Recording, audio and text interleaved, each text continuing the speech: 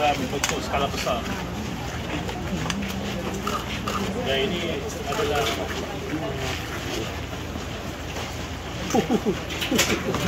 ini mat dalam bentuk cecair. Yang ni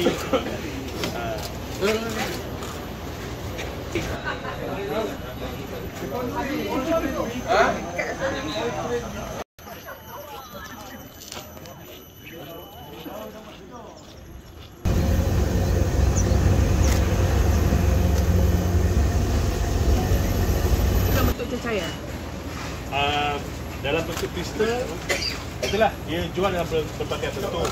Dalam bentuk macam tu pun ada. Okey. Tapi ini satu kaedah yang baru kita temui, dia dilarutkan dalam bentuk